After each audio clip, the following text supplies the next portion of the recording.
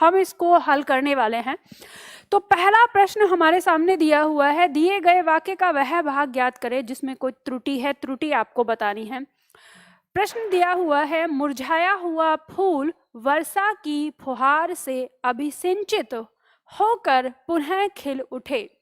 अब देखो इसमें त्रुटि क्या है, त्रुटि यह है कि यहाँ पे कहा है मुरझाया हुआ फूल, तो यहाँ पे बात हुई है मुरझाया हुआ फूल मतलब एक फूल की बात हुई है।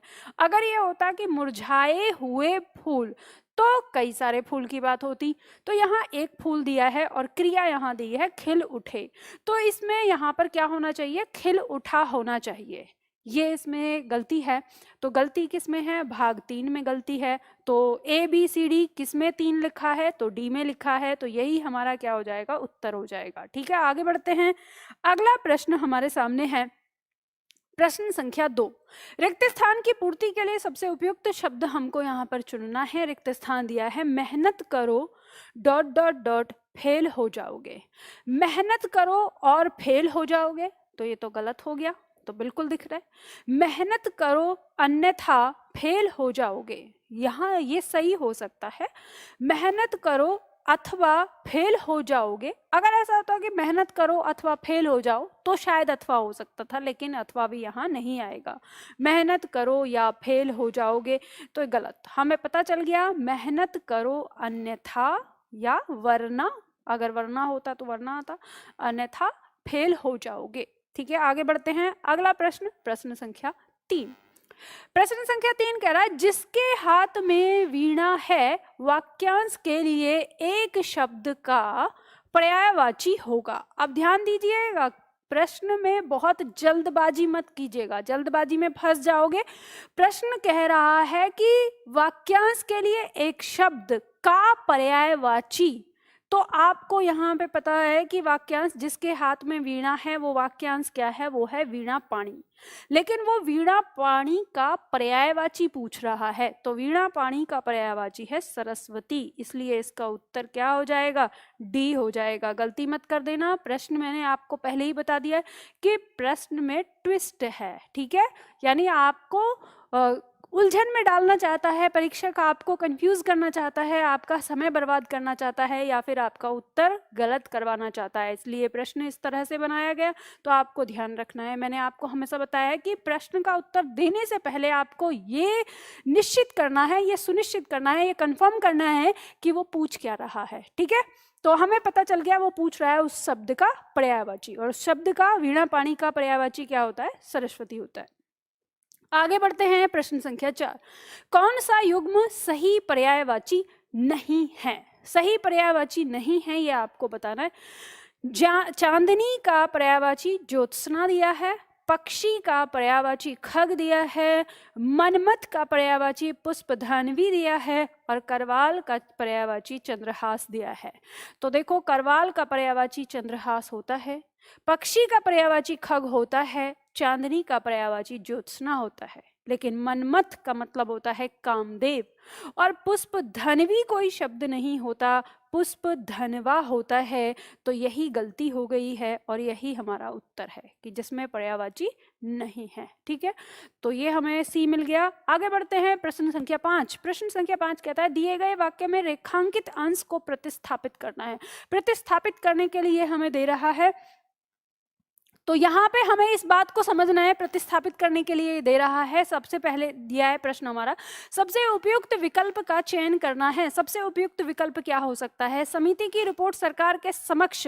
अब यहाँ पे रेखांकित शब्द क्या है, समर्पित है। समर्पित शब्द के स्थान पर इनमें चारों में से कौन सा हम लगाएंगे, कह रहा है कि समिति की रिपोर्ट सरकार के समक्ष समर्पित की गई, तो समर्पित तो नहीं होगा, ये गलत हो गया है। ठीक है, अब अर्पित की गई, जारी की गई, प्रस्तुत की गई या लोकार्पित की गई, तो ध्यान दीजिएगा, अर्पित कोई, जब हम किसी बड़े देवी देवता या ईश्वर के सामने कोई फूल अर्पित करते हैं, वहां प्रयोग करते हैं, तो अर्पित खत्म हो जाएगा। जारी का मतलब है जब बाहर लोगों की जानकारी के लिए किसी चीज को प्रसारित कर दिया जाता है, उसके लिए जारी होगा। लेकिन यहाँ पर क्या है, समिति की रिपोर्ट सरकार के समक्ष रखी जा रही है, तो उसे जारी नहीं कहेंगे और लोकार्पित भी नहीं कहेंगे। क्या कहते हैं, प्रस्तुत की गई है, अभी पता नहीं है कि उसको आगे बढ़ाया जाएगा या नहीं, तो वो प्रस्तुत की गई है, तो क्या हो जाएगा, सी इसका उत्तर हो जाएगा। ठीक है, आगे बढ़ते हैं, अगला प्रश्न लेते हैं। प्रश्न संख्या 6। प्रश्न संख्या 6 कहता है निम्न में कौन सा विलोम युग्म सही नहीं है, ये बताना है। विलोम शब्द देखना है जो सही नहीं है। क्रय का विलोम विक्रय होता है, बिल्कुल सही है। एकत्र का विलोम विकीर्ण होता है, एकत्र माने इकट्ठे करना, विकीर्ण माने फैल जाना, तो इसका विलोम हो गया। जय का विलोम अजय होता है, जय मतलब विजय प्राप्त होना या किसी पर विजय प्राप्त करना, और अजय का मतलब जिस पर विजय प्राप्त न हो सके, तो ये भी इसका विलोम हो गया। आहार का विलोम विहार दिया है, यही गलत है और यही हमारा क्या है, उत्तर होगा, यानी ये इसी में विलोम नहीं है। चलो आगे बढ़ते हैं, अगला प्रश्न है प्रश्न संख्या 7। प्रश्न संख्या 7 कहता है प्रतिस्थापित करना है रेखांकित खंड को। रेखांकित खंड दिया हुआ है तुलसीदास का सबसे, अब दिया हुआ है रामचरितमानस तुलसीदास का सबसे सुंदरतम कृति है, तो तुलसीदास का सबसे सुंदरतम कृति नहीं, तुलसीदास की सबसे सुंदरतम कृति होना चाहिए। तो यहाँ दिया है तुलसीदास को कट जाएगा, तुलसीदास की हो सकता है, तुलसीदास के कट जाएगा, बदलाव की आवश्यकता है। प्रश्न हमारा मिल गया, उत्तर हमारा मिल गया प्रश्न का, बी आंसर हो गया इसका। ठीक है, चलो आगे बढ़ते हैं, अगला प्रश्न, प्रश्न संख्या 8। दिए गए वाक्य का वह भाग ज्ञात करना है जिसमें कोई त्रुटि है, त्रुटि बतानी है आपको, अगर त्रुटि नहीं है तो कोई त्रुटि नहीं चुनना है। अब दिया है स्वार्थी लोग बहती गंगा में हाथ डालने की इच्छा रखते हैं, तो यहाँ पे कहा गया है कि इसमें कौन सा टुकड़ा है जिसमें गलती है, तो आप देखेंगे कि स्वार्थी लोग बहती गंगा में हाथ डालना कहना गलत होता है, हाथ धोना होता है। ठीक है, क्या कहते हैं, हाथ धोना। ठीक है, मुहावरे में शब्द गलत दिया हुआ है, तो जहां ये लिखा हुआ है वहीं पे त्रुटि है, हाथ डालना यहाँ दिया हुआ है, इसी भाग में त्रुटि है, यानी उत्तर आ गया ए भाग में त्रुटि है, ये हमारा उत्तर हो जाएगा। आगे बढ़ते हैं, प्रश्न संख्या 9। प्रश्न संख्या 9 कहता है वर्तनी का शुद्ध रूप नहीं है। एक है इसमें जो वर्तनी का शुद्ध रूप नहीं है, वो आपको बताना है। ऊपरी लिखित दिया है, बिल्कुल सही शब्द होता है। अहेतु की बिल्कुल सही शब्द होता है। पतित बिल्कुल सही शब्द होता है। श्रृंगार लिखा हुआ यही गलत है और यही हमारा क्या है, उत्तर है। श्रृंगार इस तरह से नहीं लिखते, हम श्रृंगार लिखते हैं इस तरह से, हमेशा ध्यान रखना, गूगल बाबा भी इसको गलत बताता है, श्रृंगार इस तरह से लिखा जाता है, तो यही हमारा क्या है, उत्तर है, इसी में गलती है। आगे बढ़ते हैं, प्रश्न संख्या 10। प्रच्छन्न शब्द का विलोम बताना है। प्रच्छन्न शब्द का मतलब होता है खुला हुआ, इसका विलोम बताना है आपको। प्रत्यक्ष होगा, प्रतिपन्न होगा, अप्रतिबंध होगा या गौण होगा, तो प्रच्छन्न का विलोम प्रतिपन्न होता है। ठीक है, तो इसका उत्तर बी हो जाएगा, यह आपको पता है, बहुत बार परीक्षाओं में पूछा जाता रहा है, आप इसे करेंगे। ठीक है, आगे बढ़ते हैं, अगला प्रश्न, प्रश्न संख्या 11। निम्न में से शुद्ध वर्तनी का शब्द बताना है, सही वर्तनी किसकी है आपको बताना है।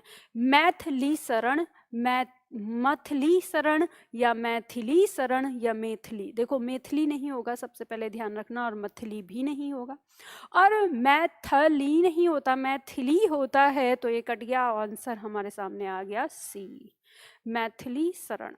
ठीक है, इस तरह से लिखा जाता है शब्द को। आगे बढ़ते हैं, अगला प्रश्न, प्रश्न संख्या 12। प्रश्न संख्या 12 कहता है दिए गए वाक्यांशों के लिए एक शब्द बताना है। वाक्यांश क्या है, पहाड़ का निचला भाग, पहाड़ के निचले भाग को हम क्या कहते हैं। ऑप्शन दिया है आपके सामने आदित्य का, ऑप्शन बी दिया है औरस, ऑप्शन सी दिया है पहाड़ी, ऑप्शन डी दिया है उपत्यका। तो ध्यान दीजिएगा कि जो आदित्य का होता है, यह शब्द होता है पहाड़ के ऊपर पूरा समतल भाग, उसको कहा जाता है आदित्य का, तो ये नहीं होगा क्योंकि ये निचले भाग की बात कर रहा है। ठीक है, और उपत्यका का मतलब होता है पहाड़ के नीचे खाई वाला समतल भाग जो होता है, खाई में जाके, यानी पहाड़ी का निचला भाग। तो इसका जो उत्तर है वो क्या हो जाएगा, डी हो जाएगा। बात समझ में आ गई, चलो आगे बढ़ते हैं। नंबर 13 कहता है प्रश्न संख्या रिक्त स्थान की पूर्ति सबसे उपयुक्त विकल्प का चयन करके करनी है। यहाँ पे वाक्य दिया है हमारे सामने, जब यह कथा उस समय की है जब लंका जाने के लिए भगवान श्री राम ने सेतु ... के पूर्व समुद्र तट पर शिवलिंग ... किया था। तो सेतु क्या, सेतु का निर्माण, या सेतु बनाने, या सेतु लांघने, या सेतु पारने के पूर्व। तो जब सेतु के पूर्व यानी सेतु के बनाने से, अब सेतु का मतलब पुल, ठीक है, तो भगवान राम को क्या बनाना था, समुद्र पर पुल बनाना था, तो पुल बनाना लिखेंगे, अब यहाँ पे आ गया ना तो लांघना करेंगे ना पारने, ठीक है, तो दो ऑप्शन कट गए। अब निर्माण की बनाने, तो ध्यान रखना जब हम कोई जैसे ईंट पत्थरों से निर्माण करें या भवन का करें या कैसे, तो उसको हम ये नहीं कहेंगे कि इसे बनाया जा रहा है, उसे हम निर्माण कहते हैं। तो यहाँ पर जो आ जाता है वो निर्माण आ जाता है। अब निर्माण आपको दिख गया ना तो सारे आपको समझ में आ जाएंगे। अब मान लो कि यहाँ पर हमें अगर ऐसा लगे एक बार को कि बनाने, तो भी हम ये ध्यान देंगे कि अगला शब्द हमें देखना है, क्योंकि आगे दिया है के पूर्व समुद्र तट पर शिवलिंग स्थापित किया था या शिवलिंग पूजा किया था। तो शिवलिंग की पूजा होता तो हम पूजा लगाते, लेकिन यहाँ पर पूजा नहीं आ पाएगा तो कट गया, तो हमें आराम से पता चल गया कि इसका उत्तर क्या होगा, ए होगा।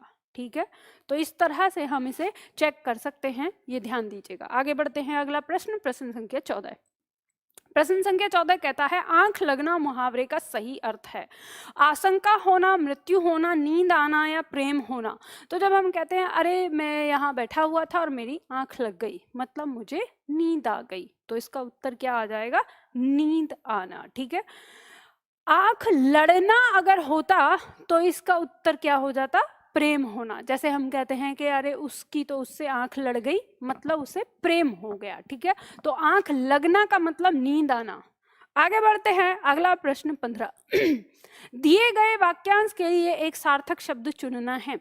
वाक्यांश दिया है जिसे सारी बातों का ज्ञान हो, उसे क्या कहेंगे, बहुश या गर्मश या सर्वज्ञ या विशेषज्ञ। तो जिसे सारी बातों का ज्ञान होता है उसे सर्वज्ञ कहते हैं। यह हमें पता है, बहुत आसान है, आंसर सी। आगे बढ़ते हैं, प्रश्न संख्या 16। प्रश्न संख्या 16 कहता है काले तिल चबाना। काले तिल चबाना मुहावरे का क्या अर्थ होगा। यहाँ पे दिया है पराधीन होना, जलावतन करना, गुस्सा होना या दीर्घायु होना। तो देखो, ना तो दीर्घायु होता है, ना गुस्सा होना होता है, ना जलावतन का मतलब होता है। काले तिल चबाना का मतलब है पराधीन, किसी के अंडर में होना, किसी के अधीन में होना ही काले तिल चबाना का अर्थ होता है। तो पराधीन होना इसका क्या हो जाएगा, इसका भाव हो जाएगा, अर्थ हो जाएगा। आगे बढ़ते हैं, अगला प्रश्न, प्रश्न संख्या 17। प्रश्न संख्या 17 कहता है कौन सा युग्म सही समानार्थी शब्द नहीं है। समानार्थी मतलब पर्यायवाची की बात कर रहा है, जिसमें पर्यायवाची सही नहीं दिए हैं। फरेब का आगे पर्यायवाची दिया हुआ है सत्य, तो फरेब का मतलब होता है झूठ, और झूठ और सत्य क्या है, एक दूसरे के विलोम है, तो आपको उत्तर मिल जाता है। अब आगे देख लेंगे। बगीचा शब्द का विलोम होता है, सॉरी, पर्यायवाची होता है आराम, यानी बगीचा और आराम एक दूसरे के पर्यायवाची हैं। परिणाम और फल, ठीक है, कहते हैं ना इसका क्या फल निकला, यानी इसका क्या परिणाम निकला, तो दोनों एक होते हैं। विडोला का पर्यायवाची होता है इंद्र। तो ध्यान दीजिएगा, ये तीनों हमारे क्या हैं, एक दूसरे के पर्यायवाची हैं। याद रखना, जो गलत है वो इसमें फरेब और सत्य है। फरेब का मतलब झूठ और सत्य मतलब सच। ठीक है, तो ये पर्यायवाची शब्द नहीं है। आगे बढ़ते हैं, अगला प्रश्न, प्रश्न संख्या 18 से 25 नहीं 20 होगा। 18 से 20 तक के लिए यहाँ पे हमारे उदाहरण दिए हुए, मतलब गद्यांश दिया हुआ है, और ये प्रश्न हमें करने हैं। तो पहला प्रश्न हमारे सामने दिया हुआ है, हम देखेंगे। धर्म के लोगों ने धोखे की दुकान बना रखी, सॉरी फिर से पढ़ते हैं। धर्म को लोगों ने धोखे की दुकान बना रखा है, वे उसकी आड़ में स्वार्थ सिद्ध करते हैं।